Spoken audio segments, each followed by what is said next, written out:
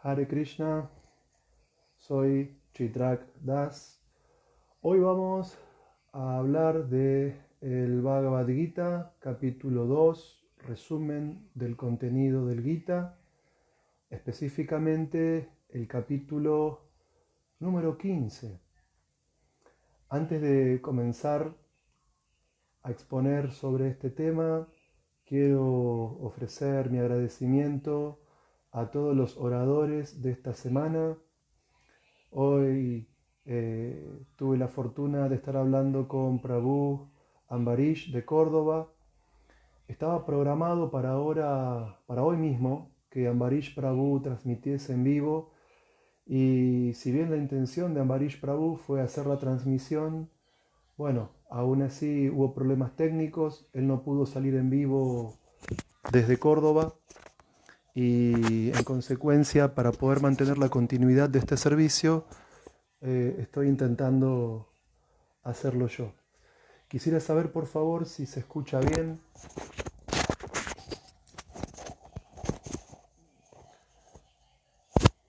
Si alguien está viendo la transmisión, quisiera saber si está saliendo bien el audio, la imagen. Como decía previamente, quiero agradecer a Prabhu Nanda Raj, que dio la clase el lunes. Quiero agradecer a Prabhu Lakshman, que dio la clase el martes. Quiero agradecer también a Prabhu Nitai Gaurananda, que dio la clase ayer. Entonces, como en todos los encuentros, vamos a efectuar la invocación. Om Namo Bhagavate Vasudevaya. Om Namo Bhagavate Vasudevaya. Om Namo Bhagavate Vasudevaya.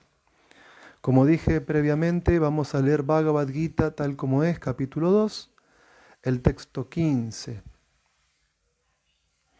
Entonces,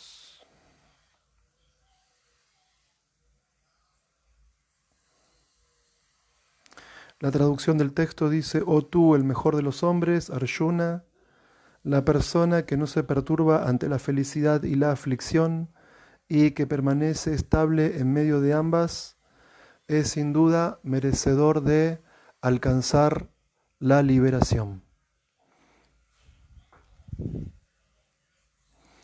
Bien,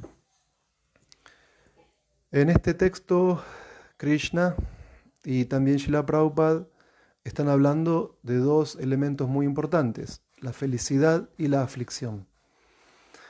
Namo Vishnupadaya Krishna Prestaya Bhutale Srimate Hanumat Prasak Swamin Iti Namine Jaivan Chakalpa Taruvyascha Kripa Sindhuvya Evacha Patitanam Pavanebhyo Vaishnavebhyo Namo Namaha. Entonces, el punto es que estamos leyendo la Bhagavad Gita tal como es, capítulo número 2, específicamente en el texto de ayer que expuso Nitai Gaurananda Prabhu, y en el texto de hoy se está hablando de dos categorías muy importantes: la felicidad y la aflicción. Desde el punto de vista del sentido común, no hace falta explicar demasiado qué es esto. Es decir, todos nosotros, como seres humanos, en diferentes momentos de nuestra vida, hemos experimentado o estamos experimentando tanto felicidad como aflicción. Es decir, no hace falta leer el Bhagavad Gita, no hace falta de estudiar en la universidad, para que todos tengamos conciencia de que en algún momento de nuestra vida experimentamos personalmente el placer y también su contrapartida, su opuesto, el dolor. Entonces, antes de abordar esta cuestión desde el punto de vista del Bhagavad Gita tal como es, quisiera efectuar una lectura complementaria, dado que la felicidad y la aflicción, el placer y el dolor son factores que experimentamos día a día, pero también son factores que son susceptibles de ser analizados en sentido filosófico. tanto desde el punto de vista ético como desde el punto de vista político. La filosofía ha hablado del placer y el dolor. En el ámbito de la ética occidental tenemos dos autores fundamentales. No son los únicos, pero sí tal vez son los dos pilares de la ética de Occidente. Por un lado Aristóteles y por otro lado Kant, un filósofo griego, antiguo, discípulo de Platón, Aristóteles. Él escribió un tratado sobre ética titulado Ética Nicomaquea. Y ahí Aristóteles sostiene que los actos humanos apuntan a una meta o a un fin. En el siglo XVIII, Kant de alguna manera rompió con esta teleología de la ética, desarrollando un tipo de ética denominada formal, en el sentido de que para Kant, en el ámbito de la crítica de la razón práctica, no se puede hacer de la ética una ciencia basándonos en la idea de que los actos humanos deben apuntar a un fin, sino que para hacer de la ética una ciencia, dice Kant, hay que encontrar una ley moral que sea aplicable para todos nosotros, independientemente de nuestras inclinaciones personales. Entonces, hoy Krishna y Prabhupada están hablando de felicidad y aflicción, placer y dolor. Y no solamente Krishna y Prabhupada hablan sobre este tema, sino que también grandes filósofos occidentales han teorizado sobre esta cuestión. Entonces, como dije previamente, Aristóteles decía que todo lo que el hombre hace libremente no lo hace al azar. Todo lo que hacemos como seres humanos conscientes y racionales, lo hacemos intentando alcanzar un propósito, intentando alcanzar una meta, va a decir Aristóteles. Pero si analizamos todo lo que hacemos y si analizamos el porqué de lo que hacemos, vamos a ver que algunas metas, más que metas, son medios para otros objetivos más elevados. Y vemos que esos objetivos más elevados a su vez se vuelven medios para otros objetivos más elevados. Y la vida humana no tendría ningún tipo de sentido, según Aristóteles, si todo fuese un medio para otra cosa que a su vez se convierta en un medio para otra cosa de manera infinita. Porque caeríamos en lo que se denomina filosóficamente una regresión al infinito. Entonces, dice Aristóteles que todo lo que el hombre hace libremente lo hace apuntando a una meta, un objetivo o un fin, y en realidad todo lo que hacemos es un medio para otra cosa. Y el fin más elevado, el fin supremo de las acciones humanas, según Aristóteles, es lo que en griego se denomina eudaimonía, es decir, felicidad. Todo lo que el hombre hace libre y conscientemente en la vida, dice Aristóteles, lo hace para ser feliz. La felicidad es la meta de la vida. Habría que ver qué entiende Aristóteles por felicidad. Y para Aristóteles, la felicidad no es el placer físico. Para Aristóteles la felicidad no es la acumulación de riqueza. Hoy podríamos actualizar las ideas de Aristóteles en el sentido de que la felicidad no viene a través del consumismo desenfrenado en el que casi todos estamos inmersos. La felicidad tampoco viene por obtener prestigios, honores o cargos políticos, como decía Aristóteles. Para él la felicidad se alcanza cuando el hombre ejerce su función propia. Y la función propiamente humana es la racionalidad. Entonces, ¿cuándo hay felicidad? Dice Aristóteles, cuando hay conocimiento. Dice Aristóteles que hay felicidad cuando el hombre practica la virtud y entre ellas, porque hay muchas virtudes, la virtud más elevada, es decir, la sabiduría. El punto es que para aquellos que tienen contacto con el ámbito académico, podemos ver que hay personas que tienen mucho conocimiento, personas que tienen mucha lectura y que sin embargo no son felices. Hay personas que leen mucho y llegan a conclusiones nihilistas. No hay Dios, no hay alma, la vida no tiene un sentido o algo así. De hecho, muchos filósofos del siglo XX pensaron algo parecido a eso, y también algunos del siglo XIX en Europa. Va a decir la filosofía del utilitarismo inglés que el móvil de las acciones humanas, lo que nos impulsa a actuar es el hedonismo psicológico. La palabra hedonismo viene del griego hedoné, y esa palabra significa placer. Entonces, para Jeremy Bentham, uno de los autores paradigmáticos del utilitarismo inglés, todo lo que hacemos es para buscar el placer y para evitar el dolor. Y en este sentido, la filosofía utilitarista también tiene serias limitaciones. Porque cuando Bentham y luego su discípulo John Stuart Mill piensan en felicidad o en placer, piensan en un placer de utilidad social, piensan del placer para la mayor cantidad de personas. Y es Stuart Mill quien clasifica los placeres en bajos y elevados, y para Mill los placeres bajos tienen que ver con el cuerpo, los placeres elevados tienen que ver con la imaginación, la creatividad, la racionalidad. Y sin embargo, esos placeres que son materiales también tienen serias limitaciones. El punto es que, como decía previamente el filósofo alemán de la Ilustración, Immanuel Kant, en su crítica de la razón práctica dice que no podemos hacer de la ética una ciencia si pensamos que la ética debe basarse, como ya había pensado Aristóteles en la antigüedad, en la búsqueda de un fin. ¿Por qué? Porque diferentes personas van a perseguir diferentes tipos de fines en la vida. Y el punto es que, bajo esa mirada, no todos vamos a buscar los mismos fines, y en ese sentido se volvería muy subjetiva la ética. Y lo que quiere Kant es una ética científica, una ética que tenga leyes tan estrictas como las leyes de la física de Newton.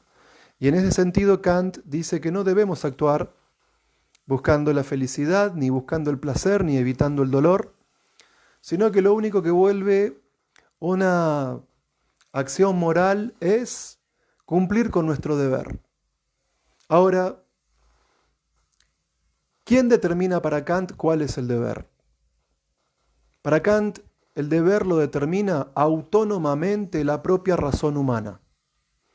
Es decir, para Kant no tenemos que apoyarnos en ideas de la tradición, no tenemos que apoyarnos en ideas de autoridades externas, porque eso implicaría estar en un estado de niñez. Y para Kant, cada uno de nosotros tiene que atreverse a pensar, y es la propia razón la que se convierte en autolegisladora moral. Pero el punto es que, así como la ética de Aristóteles tiene sus limitaciones, porque el conocimiento material no puede satisfacer al alma espiritual, así como la ética utilitarista tiene un alcance social muy importante, pero no siempre lo que desea la mayor cantidad de personas es realmente lo correcto. Y así como la ética de Kant es estricta y formal, aún así el deber no puede ser siempre determinado por la razón, porque nuestros sentidos son imperfectos, porque nuestra razón es imperfecta, porque como almas condicionadas estamos bajo el influjo de la ilusión. Creemos ser lo que no somos. Tenemos la tendencia a engañar, tenemos la tendencia a cometer errores y obviamente, en primer lugar, estamos en ilusión. Por eso es muy importante, ya que hoy hablamos de estos elementos tan centrales en la vida humana, como es la felicidad y la aflicción, el placer y el dolor, que podamos trascender el ámbito especulativo de la razón humana para poder elevarnos a un plano de conocimiento perfecto. Ese conocimiento libre de los defectos del alma condicionada es el conocimiento que encontramos en el Bhagavad Gita tal como es. Porque como expusieron Nanda Raj Prabhu, Lakshman Prabhu, Nitai Gorananda Prabhu esta semana, el Bhagavad Gita no es un tratado filosófico especulativo, el Bhagavad Gita no es un texto producto de la imaginación, el Bhagavad Gita son las palabras de Krishna mismo. Y por eso nuestro Bhagavad Gita se denomina Bhagavad Gita tal como es. Muchas veces, ante los problemas de la vida, uno intenta con todas sus fuerzas poder encontrar una solución. A veces, cuando uno no puede encontrar una solución a los problemas por su propio esfuerzo, entonces uno pide ayuda a otro, a alguien al que uno le tiene confianza, a un padre, a un amigo, a un profesor. A veces hay personas que no pudiendo resolver los problemas de la vida, acuden a los grandes filósofos, porque al encontrarse en alguna situación dilemática de la cual uno por su propio esfuerzo no encuentra salida, intentamos encontrar en alguna filosofía una solución, o incluso hay personas que también intentan encontrar un escape a los problemas de la existencia estéticamente a partir de las producciones artísticas. El cine, el teatro, la literatura, la música. Pero el punto es que, si bien todo eso es muy importante dentro de una cultura civilizada, todo eso cobra un valor trascendental cuando se relaciona con Krishna. Y ese valor tiene nuestra filosofía del Bhagavad Gita. El Bhagavad Gita no es un invento de Prabhupada, el Bhagavad Gita no es el invento de algún filósofo, sino que el Bhagavad Gita tal como es refleja las enseñanzas de Krishna mismo que fueron transmitidas a Arjuna en el campo de batalla de Kurukshetra. Y dado que todos nosotros tenemos experiencia del placer y el dolor, y dado que todos nosotros tenemos experiencia de la felicidad y la aflicción, si queremos encontrar una solución a esos aspectos que son existenciales en la vida de todo ser humano, más que recurrir a nuestro propio esfuerzo especulativo, más que recurrir al esfuerzo especulativo de alguien más inteligente, como filósofos, científicos o artistas, si somos verdaderamente iluminados, si tenemos shraddha, si tenemos fe, para resolver esas problemáticas de la existencia, que son el placer y el dolor, la felicidad y la aflicción, tenemos que elevar nuestra conciencia hacia un tipo de conocimiento que esté libre del condicionamiento de las personas que nos encontramos influidas por la ilusión dentro de este mundo.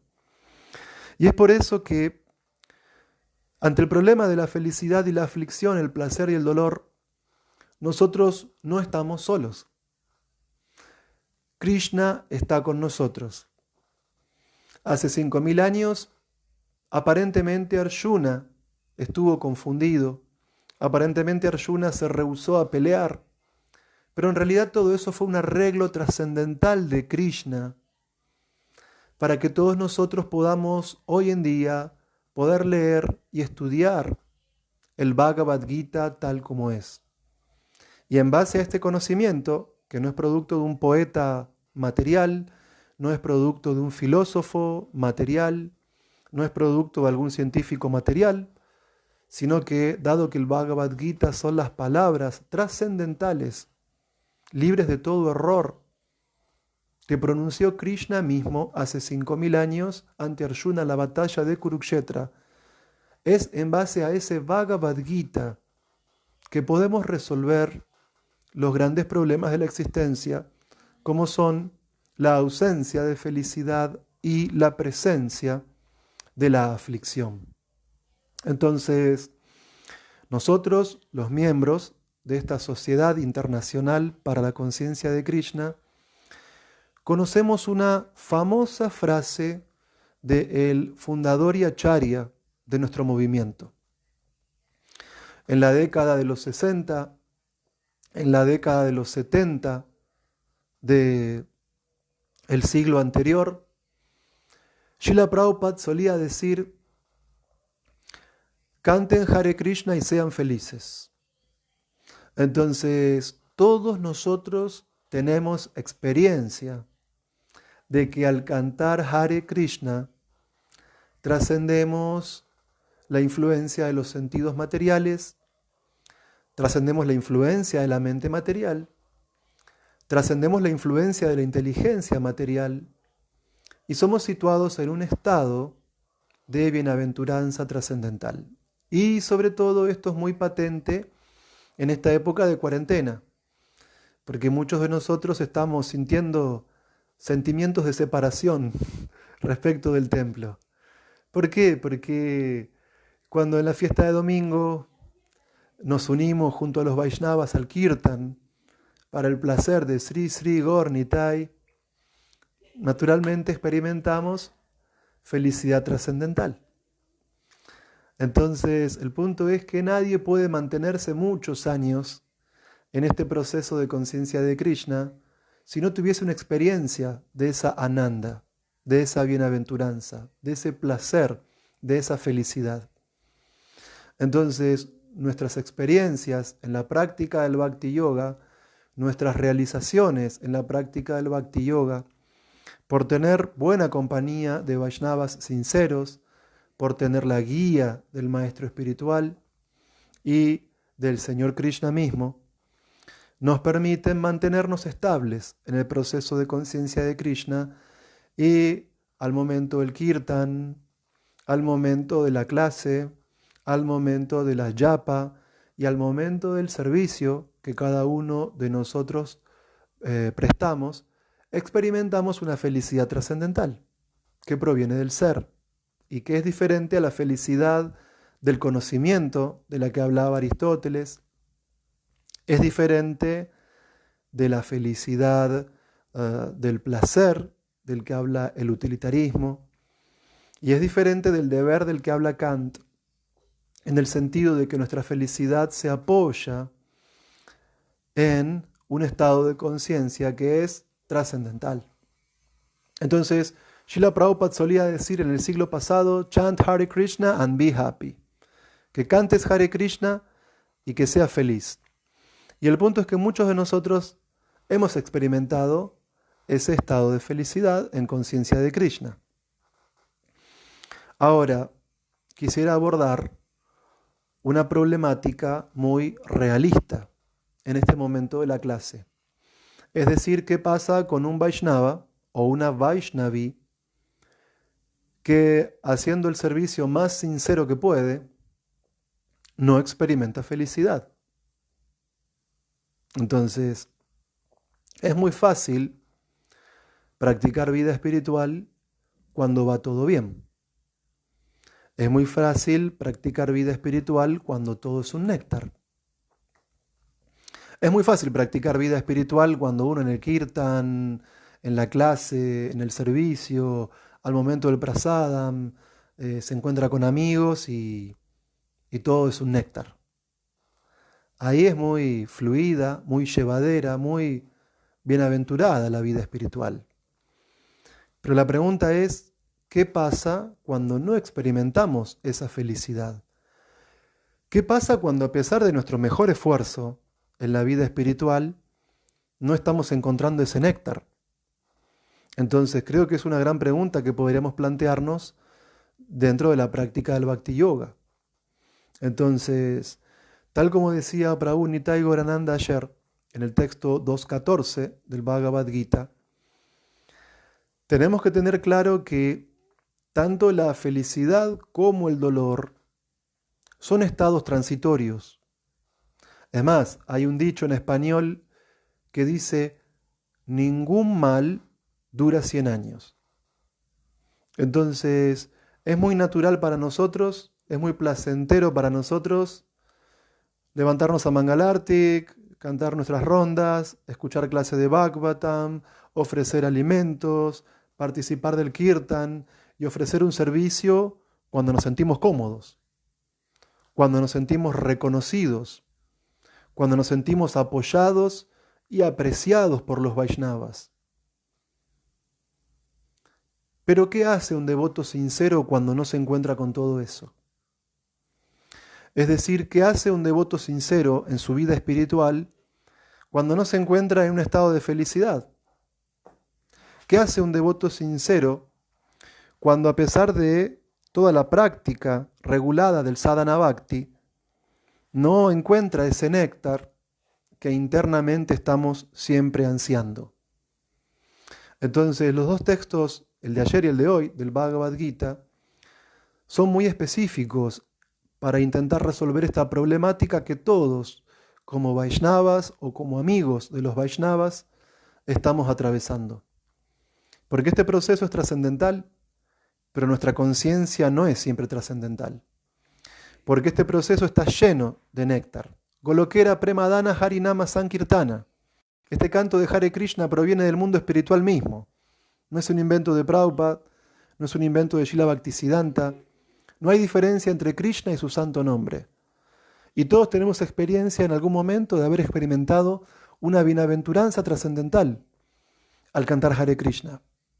Pero ¿qué sucede cuando no la experimentamos?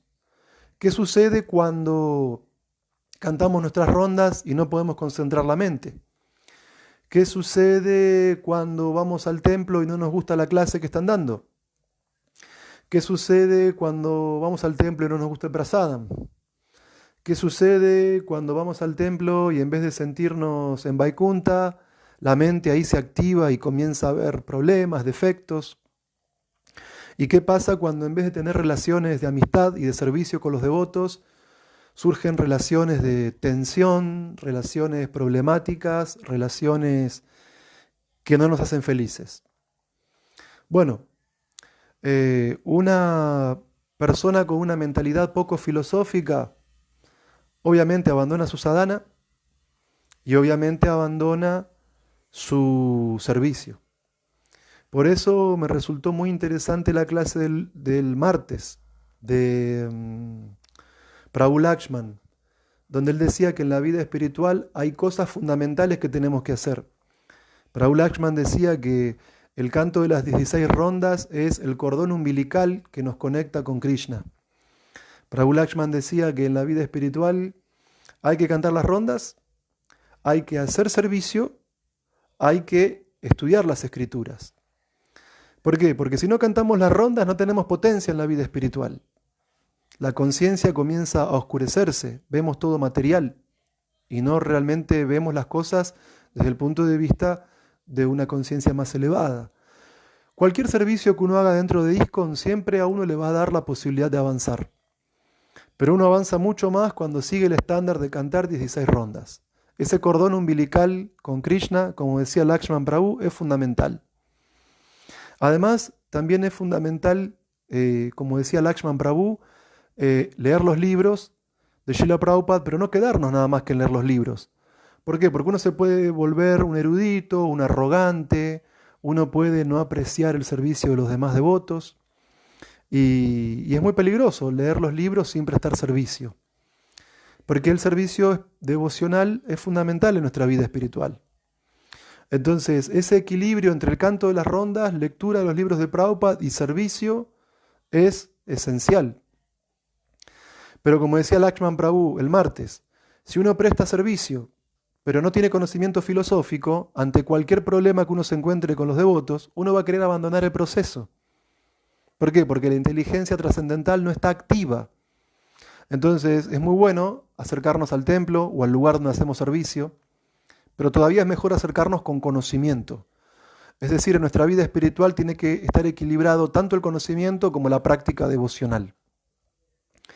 Porque si en nuestra práctica devocional no hay conocimiento, si yo canto mis rondas y no siento placer, dejo de cantar las rondas.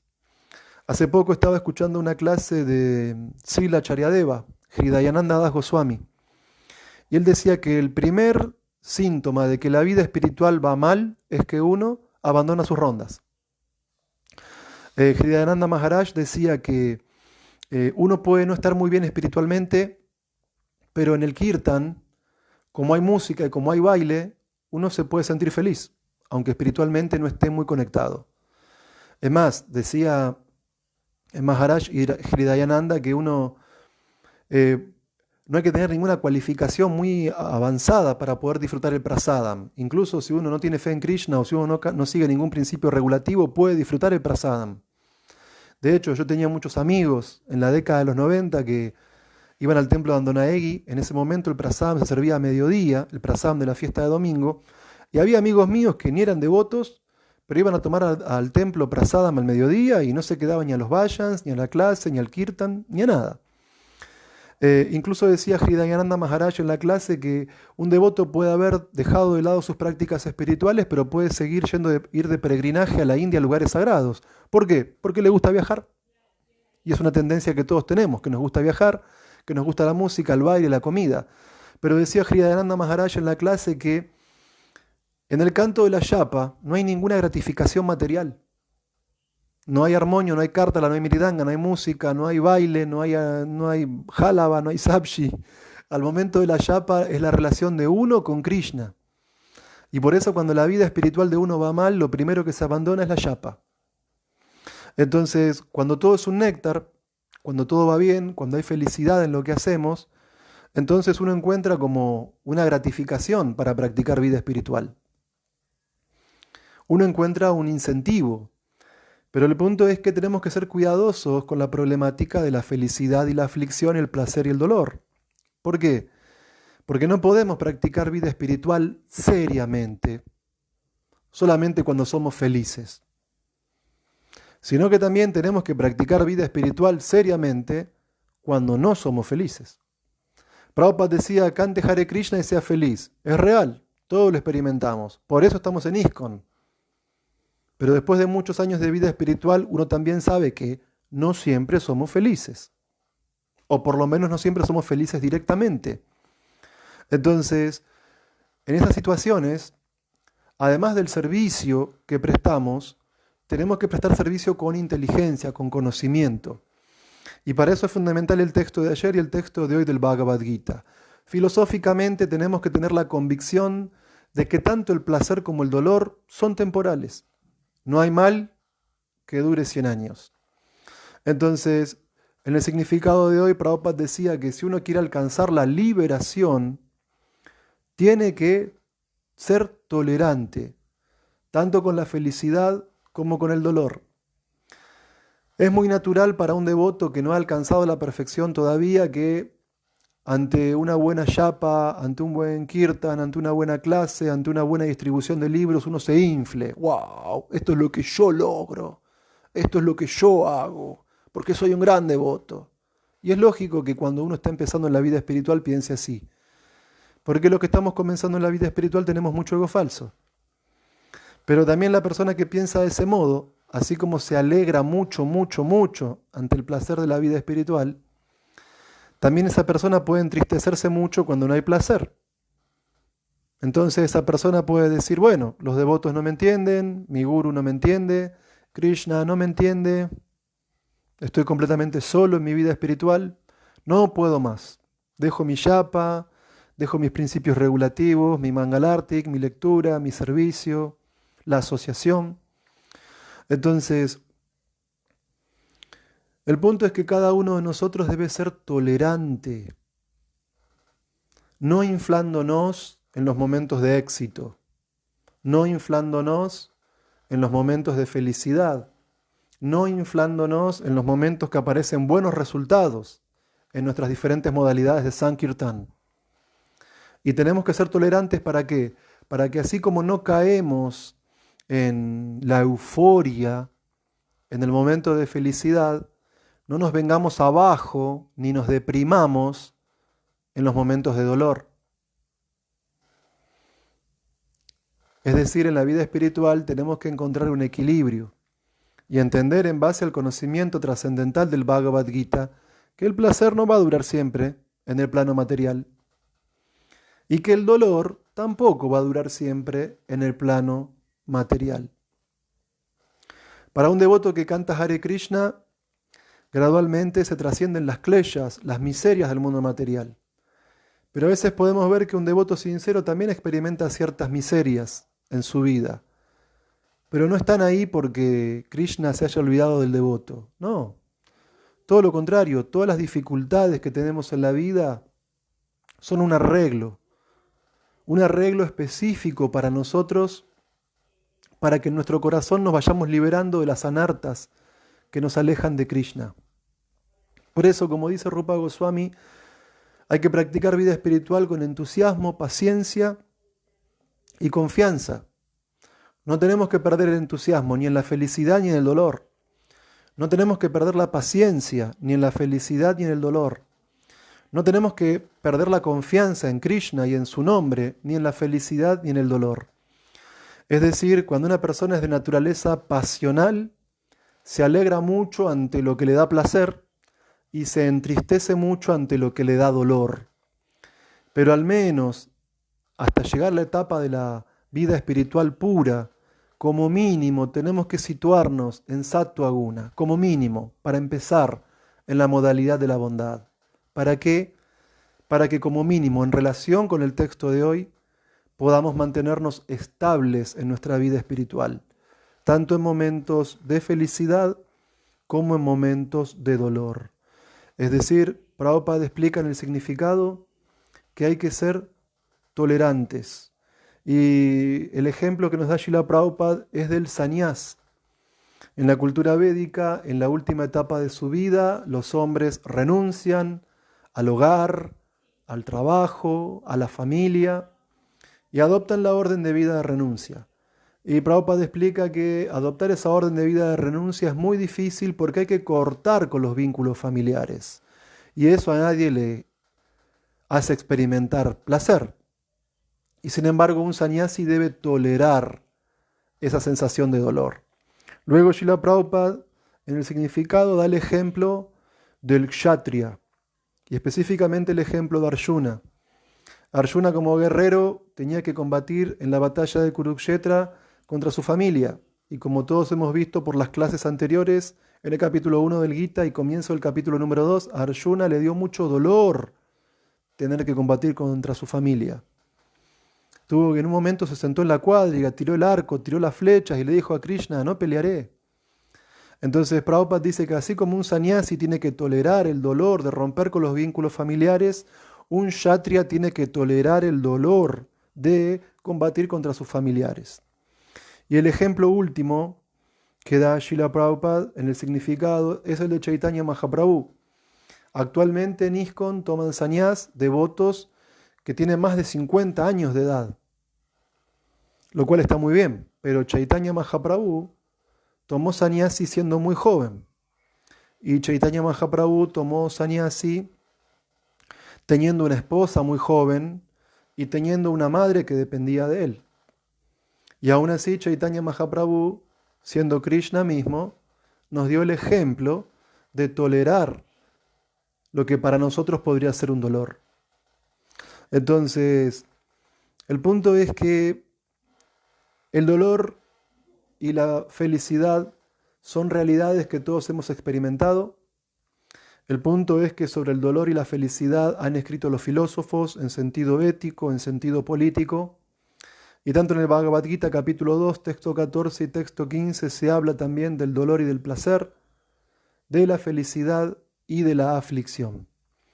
Entonces Prabhupada en el significado dice que si entendemos que este mundo material no es nuestro lugar, si entendemos que no somos el cuerpo material, si entendemos que somos almas espirituales y si entendemos que ningún deseo material va a poder satisfacer nuestro ser en lo más profundo, y si entendemos que la felicidad que por naturaleza todos deseamos es la felicidad de revivir nuestra relación eterna con Krishna, tenemos que mantenernos estables en nuestra vida espiritual, tanto cuando hay placer como también cuando hay dolor.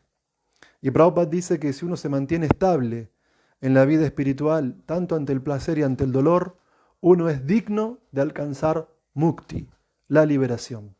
La liberación no es para esas personas que practican vida espiritual cuando todo les sonríe y que abandonan su sadhana cuando no hay gratificación, sino que la liberación es para aquellos que pueden trascender la felicidad y el dolor y mantenerse estables en sus respectivos servicios, en su respectivo sadhana.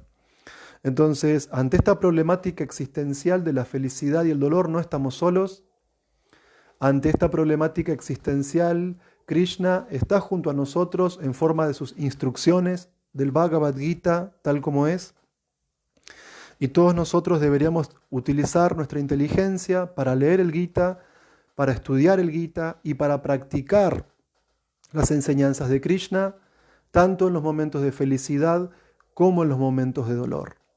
Y si actuamos de esa manera, entonces somos merecedores de la liberación Y somos merecedores también, por la gracia del Guru y Krishna, de algo mucho más importante que la liberación, que es Krishna Prema, el amor puro por Krishna, que es el estado en el que el alma encuentra la felicidad trascendental que satisface por completo al ser. Esto es todo. Hare Krishna. Muchas gracias. Voy a intentar leer a ver si hay comentarios o preguntas.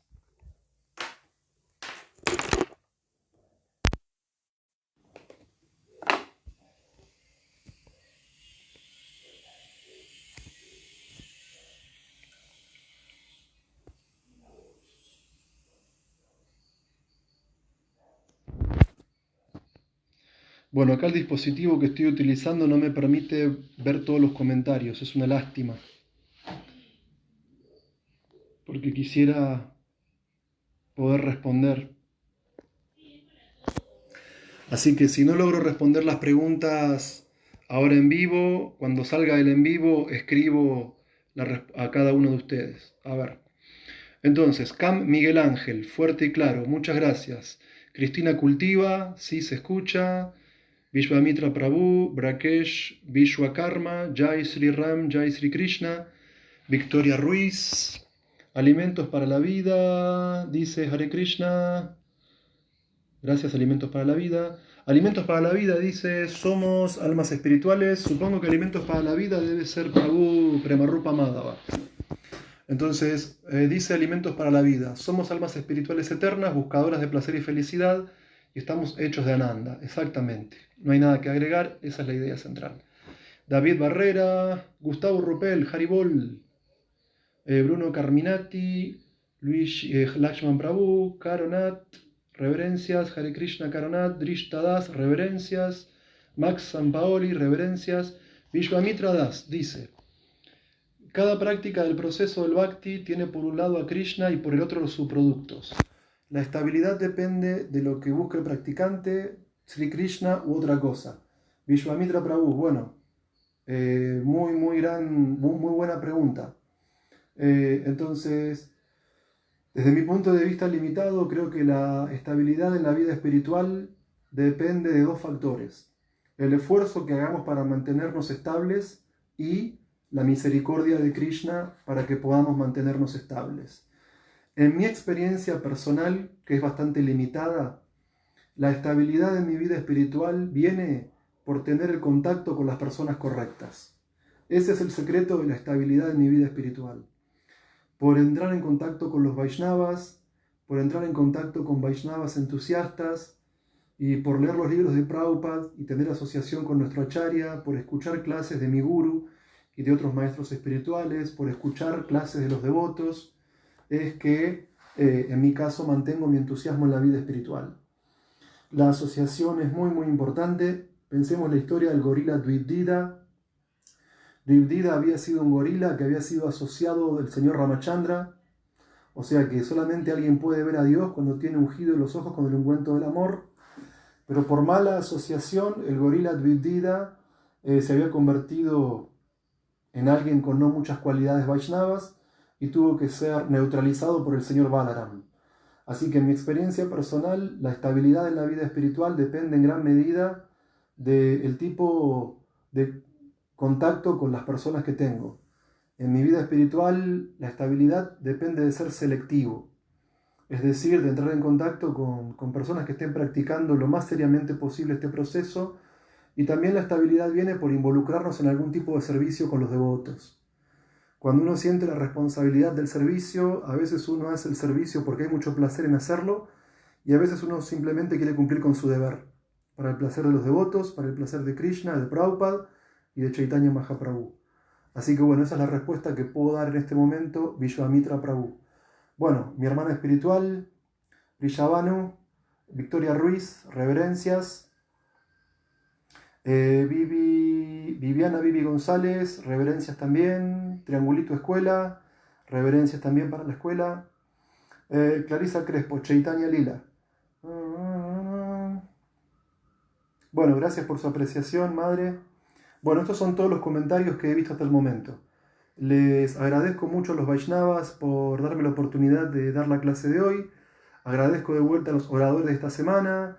Ananda Raj Prabhu, a Lakshman Prabhu, Nitai Gorananda Prabhu. Lamento que por una cuestión de señal de internet hoy Ambarish Prabhu de Córdoba no haya podido salir en vivo, pero es mi deseo que próximamente Prabhu Ambarish esté con nosotros. Quiero comentarles que mañana sábado tenemos la clase del especial de Bhagavad Gita de fin de semana, donde no hay clase con texto sánscrito, traducción, significado y comentario, sino que hay exposición de lineamientos y secciones. La clase de mañana la va a dar una devota muy cualificada, Madre Mitravinda. La semana pasada dio la clase Prabhu de Bhakinandana. Y también quiero recordarles que este domingo va a dar la clase Su Santidad Bhaktisundar Maharaj. Este domingo. El próximo domingo va a dar la clase Su Gracia Guneshwara Prabhu.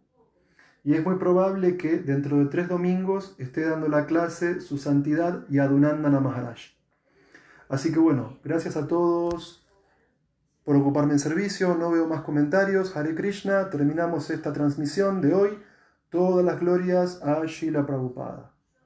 Bueno, acá Melinda Rudelia dice que sería bueno seguir con esta modalidad luego de la situación mundial. Sí, sería fundamental para todos nosotros poder continuar con estas clases de día de semana luego de la pandemia del coronavirus. Por favor, quiero pedirles a todos los miembros de la comunidad Vaishnava sus mejores deseos y su apoyo para que podamos continuar con este servicio, que se hizo muy querido en este breve tiempo que lo comenzamos, muy necesario. Para mí todas las tardes fue un placer conectarme, a escuchar las clases de los devotos y de las devotas. Así que ojalá que sí. Creo que con las buenas intenciones de toda la comunidad Vaishnava esto va a poder seguir adelante. Bueno, esto es todo, no veo ningún comentario más. Todas las glorias a Srila Prabhupada, acepten todos mis respetuosas reverencias. Hare Krishna.